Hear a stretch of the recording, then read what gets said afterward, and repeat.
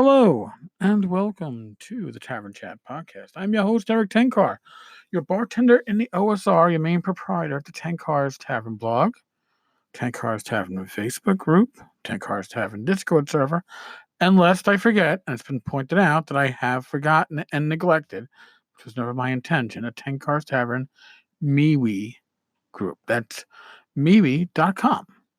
So, yeah, we got a presence around, we're out there.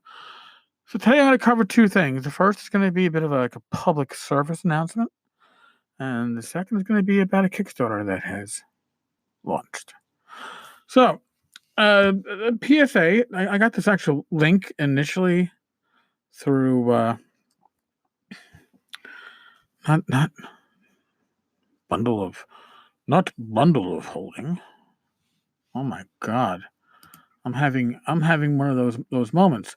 Humble Bundle. You see, this is what happens when you're turned 52. Humble Bundle sent me an email. They are working with Crisis Text Line. Now, Crisis Text Line is literally a way for people to reach out to a nonprofit that offers free, confidential, 24/7 support for folks in crisis via text. Now, I'm just going to state that my son is 26. His ex-fiance is 27, 28. And when they were together, I think that 90% of their conversations that weren't face-to-face were via text. And half the conversations that my son has with me is via text. Like I said, he's half my age, literally 26. I'm 52. And although I do text, I generally don't do it for having conversations. However, younger generations are known to do so. Also, some people might not feel comfortable getting on a phone. I'm like one of those people. I hate making cold calls and getting on a phone and talking to somebody when you're at a moment of crisis. So there's a text system, or there's a number you can text to in these cases. They support individuals across a range of crises from anxiety and depression to suicide and bullying and lots of issues in between. Through active listening, empathy, and collaborative problem solving, we help texters move from a hot moment to a cool calm. Over the last 6 years, they've processed over 117 million messages with texters of all ages and have completed over 26,000 active rescues. They have nearly 5,000 trained crisis counselors a month who are able to provide those in pain with an ear to listen. How does this thing work? Well, it's real simple. A person in crisis, it could be you, it could be a friend, it could be a family member, text 741-741. One number, 741-741. 6 digits, 741-741. A trained crisis counselor responds, and the crisis counselor helps bring the texter from a hot moment to a cool calm. They're going to be really working with Humble Bundle next month in November. They're going to be doing a lot of live streams and stuff. I figured now is as good a time as ever. Why wait when you can get this information out there now? So, if you're listening to this podcast, it is quite likely yourself, somebody you love, a friend, a coworker, somebody needs a little help in a moment of crisis. Again, the number 741-741. All right. Now, I'm going to take a short break and come back, and we're going to talk about a new Frog God Kickstarter. So, Frog God has, they have their original branding, Necromancer Games. Necromancer Games was a publisher that preceded Frog God Games. Well, Frog God has bought the rights to everything that was Necromancer Games. There was some stuff that was still owned by the old partner or partially owned. Now they have full rights to Necromancer and therefore are using it as a second imprint. And what they're bringing back, or not really bringing, I guess it's kind of bringing back, But Tome of Horrors 2020 for 5th edition. What do you get there? Well, we have decided, this is Frog Guy Games / Necromancer, to return to our roots. Let us present Tome of Horrors 2020. This beast of a full-color book contains over 250 monsters for use in your 5th edition game, and is a sequel to our prior Tome of Horrors 5th edition with a completely new horde of denizens. Necromancer Games has always been known for its monsters, and we've added instant encounter stretch goals to help you get these guys into your game immediately after getting your book or your PDF. After all, who wants their players to know the details of what they're fighting? Truth in coverage here. I work with Frog God Games. I go to conventions on their dimes. I work the tables. The 5th edition books are beautiful. I don't play 5th edition. All right. But the books are beautiful. The artwork, full color plates, it is just spot on.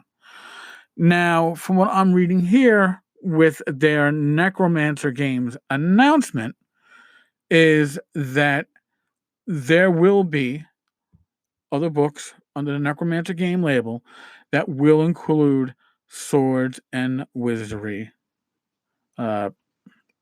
In other words, there'll be 5th edition releases, there'll be swords and wizardry releases. I think that's pretty damn cool. I, of course, wish this was such. However, actually, before I get to the however, if you want to take a peek at the Kickstarter, go to 10cards-tavern.games /TOH2020. 10cards-tavern.games /TOH2020. All right.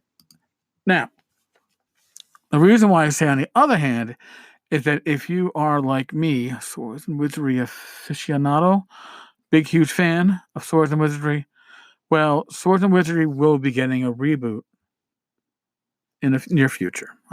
There's no official date yet, but Swords and Wizardry is going to be box set, digest size, with multiple books in that initial box set.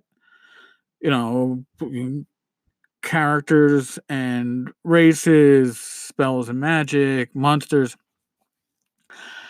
And my observation is that if you are or would like to be a third-party publisher, when Swords and Wizardry gets that reboot, I can guarantee you it's going to be a very hot commodity, especially in the OSR, because box sets are awesome. People always seem to want the OSR releases in digest size, which is awesome. And if you want to put out, I don't know, spells, monsters, magic items, adventures in digest size, they should fit in that box. So, yes, you'll be supporting, I don't want to call it the resurrection or the reinventing. The rules aren't changing and the game has never been dead. But Frog Eye Games, is certainly going to be putting a lot of attention on Swords and Wizardry in the near future. And if that excites you, certainly excites me. Now it's time to start brainstorming, seeing what you might want to get out there, what you might want to do. I've got my ideas. I'll discuss them on a later episode of the podcast. But you've seen some of what I've done with the Bad Mike at least on the blog side. We put together conversions of low-level magic user spells and edition 2 conversions, put together some new spells, but still first level in power. And I think that the timing is going to be right. So, why not time it so you can jump on that? It would help Swords and Wizardry in general. It would help you. It all feeds each other, right? It all feeds each other. A week from tomorrow, Rich and I head over to Gamehole. I will be running Swords and Wizardry Light Friday and Saturday morning, I believe from 9 to 1. If you are at Gamehole, I do believe that I've got a private or semi-private room to run it in. And that would mean that if there's an overflow, if there's people who weren't able to get in and want to join in, I can probably handle 12 or 10, 13. I'm not Bill Webb. I'm not Matt Finch. I'm not even Ian McGartney. The guys can handle 20 plus. I can probably handle a dozen, maybe a baker's dozen, maybe 13. So if you're around, feel free. And I look forward to seeing those of you there next week. All right, folks, as always, be safe, be well. God bless. Roll those dice, and I will talk with you all tomorrow. Later, folks.